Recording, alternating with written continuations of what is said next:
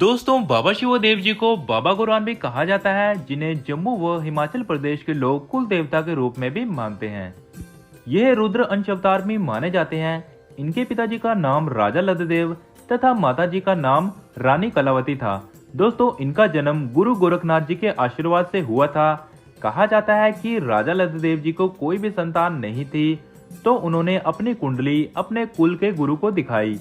तो उन्होंने राजा लद्धदेव जी से ये कहा कि अगर वह संतान का सुख प्राप्त करना चाहते हैं तो उन्हें अपना राजपाट त्याग कर गुरु गोरखनाथ जी की तपस्या करनी होगी, तभी उन्हें संतान की प्राप्ति हो सकती है।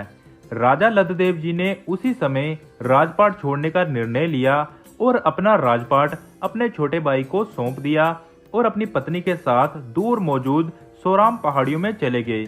कुछ साल वहां पर तपस्या करने के बाद वे वहां से समोथा चले आए, जहां उन्होंने लगभग 12 साल तक गुरु गोरखनाथ जी की तपस्या की। और गुरु गोरखनाथ जी उनकी तपस्या से बेहद प्रसन्न हुए और उनके सामने प्रकट हो गए।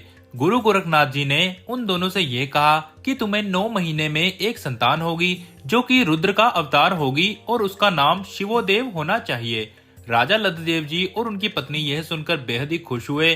फिर उसके बाद 9 महीने में उनके यहाँ शिवोदेव जी का जन्म हुआ, जो कि दोस्तों समोथा में हुआ था। शिवोदेव जी बचपन से ही बहुत ही ज्यादा होशियार थे। धीरे धीरे जब वह बड़े हुए तो उन्होंने जम्मू के राजा मालदेव के यहाँ काम करना शुरू कर दिया।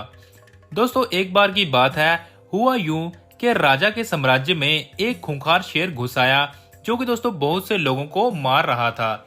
राजा ने यह ऐलान करवाया कि जो भी उस शेर को मारेगा उसे बहुत बड़ा इनाम दिया जाएगा। दोस्तों, एक बार बाबा शिवोदेव जी जंगल से गुजर रहे थे, तब उन्होंने वहां पर उसी शेर को देखा। तो दोस्तों, उन्होंने अपनी तलवार से उस शेर को मार दिया और उस शेर का एक कान काटकर राजा के दरबार के एक पिलर के नीचे रख दिया। इस पूरी घटना को देखकर राजा मालदेव जी बेहद ही ज्यादा हैरान हो गए और वे समझ गए कि ये कोई आम इंसान नहीं है, बल्कि भगवान का भेजा हुआ एक अवतार है। दोस्तों, राजा ने उसी समय बाबा शिवोदेव जी के चरणों में घुटने टेक दिए और बाबा ने उसे आशीर्वाद भी दिया। दोस्तों, बाबा शिवोदेव जी अक्सर एक संगीत का उपकरण बजाया करते थे, जिसे दोतारा कहा जाता है। दोस्तों, वे समोथा के आसपास के इलाके में दोतारा बजाया करते थे। वहीं पर कुछ खरड़ खत्री राजपूत भी रहा करते थे। बाबा शिवोदेव जी जब भी दोतारा बजाया करते तो राजपूतों की एक लड़की अक्सर आया करती थी। दोस्तों, ये बात खरड़ खत्री राजपूतों को बिल्कुल भी पसंद नहीं आई, तो उन्होंने बाबा शिवोदेव जी को मारने का सोचा। जब बाबा शिवोदेव जी दोतारा बजाने में व्यस्त थे, तभी कुछ खरड़ खत्री राजपूतों ने अपनी तलवार से उनका सर धड़ से अलग कर दिया। दोस्तों, उनका सर वहीं पर समोथा में पड़ा रह गया, लेकिन दोस्तों उनका शरीर पैदल चलकर समोथा से गोरान तक गया, जहां पर दोस्तों बाद में एक मंदिर भी बनवाया गया।